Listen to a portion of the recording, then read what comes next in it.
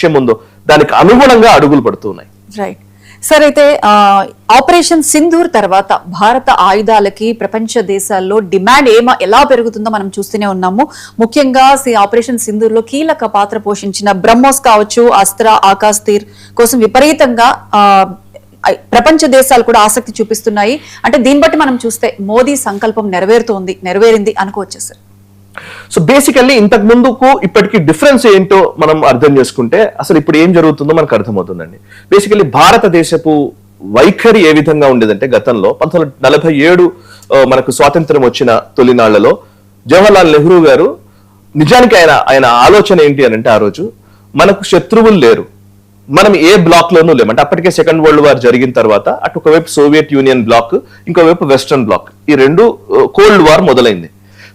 ప్రపంచ యుద్ధం అయిపోయిన తర్వాత కోల్డ్ వార్ మొదలైంది ఈ రెండు కూటములకు మధ్య. అయితే సోవియట్ బ్లాక్ లో ఉంటారా లేదంటే వెస్టర్న్ బ్లాక్ లో ఉంటారా డిసైడ్ చేసుకోవాల్సిన పరిస్థితి వచ్చింది. అప్పుడు జవహర్లాల్ నెహ్రూ గారు మంచి నిర్ణయమే అది. ఏంటి అంటే అలీన విధానం అన్నారు ఆయన. అసలు నాన్ అలైన్డ్ మూవ్మెంట్ లో మేము ఉంటాం, మాకు అసలు ఈ రెండు కూటమితో సంబంధం లేదు, మేము ఎవరితోనూ కలవము అని చెప్పారు. సరే, అక్కడి నుంచి మొదలైంది మన ప్రస్థానం. అయితే ఆ టైంలో ఆయనకున్న భావన ఏంటి అంటే, మనకు అసలు శత్రువులే లేరు, ఎవరు మన మీద యుద్ధం చేయరు, మనకు అసలు డిఫెన్స్ ఎందుకు అనే ఒక భావన ఆయన ఫస్ట్ వ్యక్తపరిచారు. జనరల్ కరియప్ప గారని మొట్టమొదటి ఆర్మీ చీఫ్, భారత ఆర్మీ చీఫ్ ఆయన కరియప్ప గారు.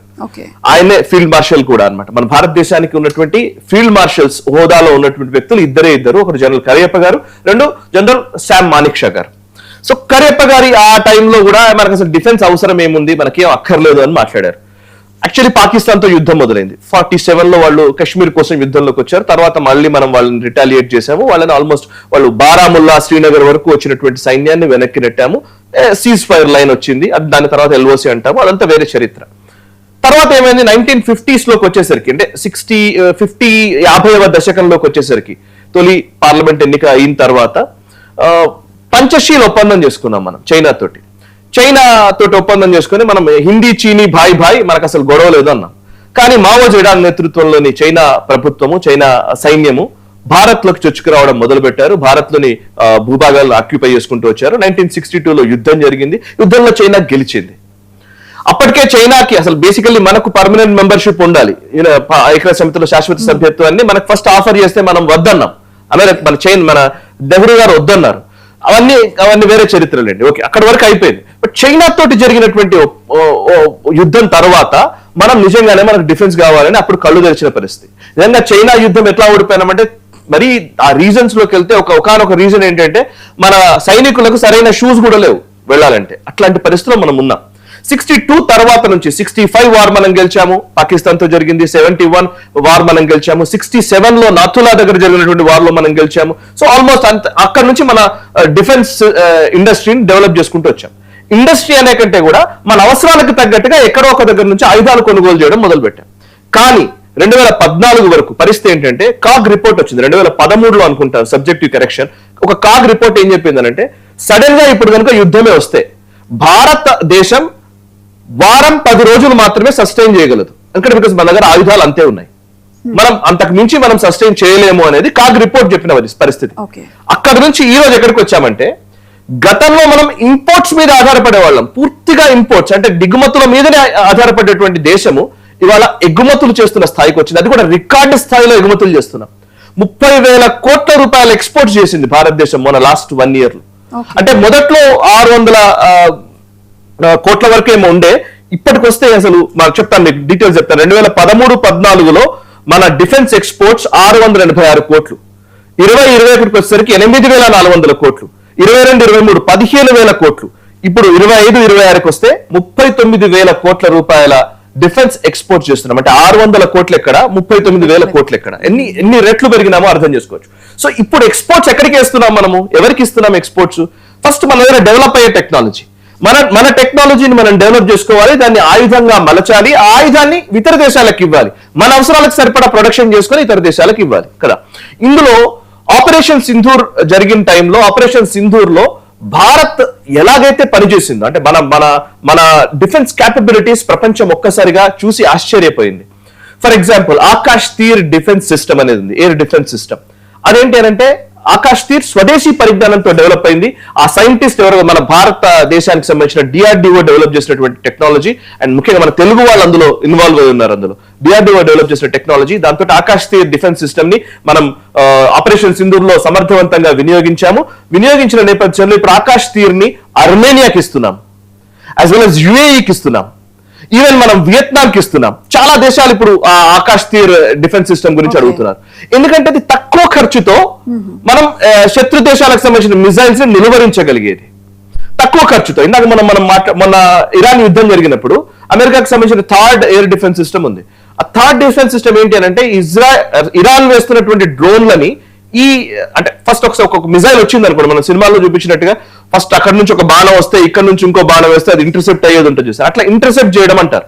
సో ఇటువైపు నుంచి ఒక మిజైల్ పడాలి కదా, అటువైపు నుంచి ఒక డ్రోన్ అంటే ఒక $20,000 ఒక డ్రోన్ తో కొడితే ఇక్కడ నుంచి మిలియన్స్ ఆఫ్ డాలర్స్ ఖర్చు చేస్తే గానీ ఆ డ్రోన్ ను మనం నిర్వీర్యం చేయలేం. అది ఇరాన్ వార్ లో జరిగింది. ఇవాళ ఆకాష్ తీర్ ఏంటంటే నువ్వు ఎంత అంటే కంపేర్ చేస్తే, అంటే అమెరికా తోటి రష్యా తోటి కంపేర్ చేస్తే, పెద్ద పెద్ద దేశాలతో కంపేర్ చేస్తే తక్కువ ఖర్చుతో శత్రు దేశాల మిజైల్స్ ని నిర్వీర్యం చేయగలిగే కేపబిలిటీ మనం డెవలప్ చేశాం. ఇప్పుడు దాన్ని ఇతర దేశాలు అడుగుతూ ఉన్నాయి. And BrahMos, Bharat and Russia కలిసి డెవలప్ చేసినటువంటి మిజైల్ టెక్నాలజీ బ్రహ్మోస్. సో అట్లాంటి ఆ బ్రహ్మోస్ లో మొత్తం దాన్ని స్వదేశీ పరిజ్ఞానంతో ఇంకాస్త దానికి హంగులు జోడించి ఇంకాస్త సమర్థవంతంగా తయారు చేశాం. ఇప్పుడు ఆ బ్రహ్మోస్ కోసమని అన్ని దేశాలు అడుగుతున్నాయి. బ్రహ్మోస్ ఇందాక మనం మాట్లాడడం, బ్రహ్మోస్ ఇండోనేషియాకి ఇప్పుడు ఇస్తున్నాము, at the same time Vietnam కి ఇస్తున్నాము, ఫిలిప్పైన్స్ కి ఇస్తున్నాము, అర్మేనియాకి ఆల్రెడీ ఇచ్చాము బ్రహ్మోస్. సో చాలా దేశాలకు ఇప్పుడు బ్రహ్మోస్ అడుగుతున్నారు. ఇంకొకటి అస్త్రా MK1A అని, ఇదొక మిజైల్ అస్త్రా.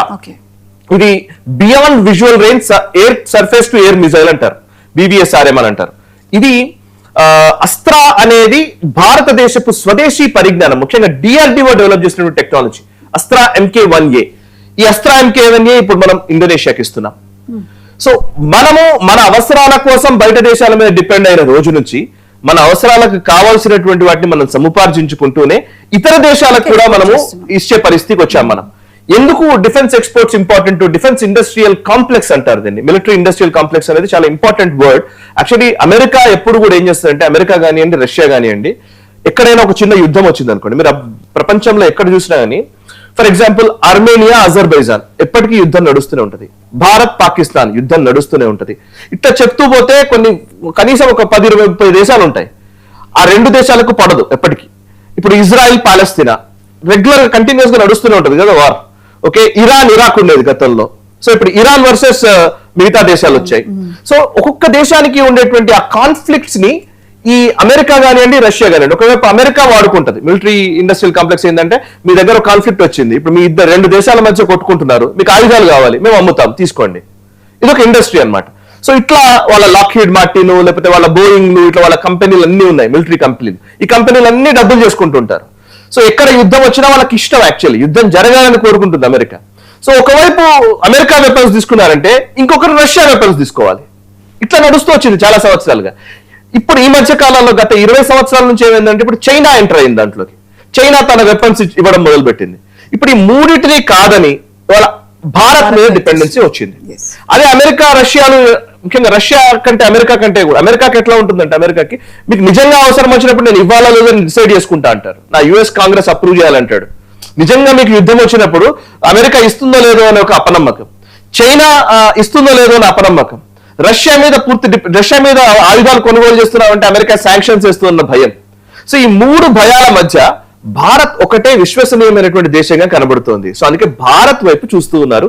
సో ఇందులో నేను ఇందాక ఫస్ట్ ఎక్స్ప్లెయిన్ చేసినప్పుడు చెప్పిన మాట, అటు జయశంకర్ గారి దౌత్యము అండ్ అటు అజిత్ దోవల్ గారి దూరదృష్టితో కూడినటువంటి డిఫెన్స్ పరమైనటువంటి స్ట్రాటజీ అండ్ మోదీ గారి చరిష్మా, ఈ మూడు కలిసి వర్కౌట్ చేస్తే ఇవాళ మనము ఈ 39,000 కోట్ల డిఫెన్స్ ఎక్స్పోర్ట్స్ వరకు వచ్చాం. సో మన టార్గెట్ కూడా అదే, 1,00,000 కోట్ల డిఫెన్స్ ఎక్స్పోర్ట్స్ చేయాలనేది మన టార్గెట్. లెట్స్ సీ, భారతదేశం ఖచ్చితంగా ఆ పొజిషన్ లోకి వెళ్ళాలని కోరుకుందాము.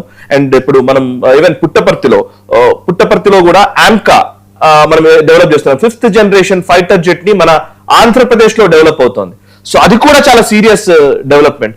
బేసికల్లీ మన తెలుగు రాష్ట్రాల్లో ప్రాబ్లం ఏంటంటే, అంతా ఓన్లీ రీజనల్ టాపిక్స్ కే మనం పరిమితం అవుతాం, కానీ నేషనల్ లెవెల్లో ఇంటర్నేషనల్ లెవెల్లో అద్భుతాలు జరుగుతున్నాయి. ఆ అద్భుతాల్లో భారత్ ముందంజ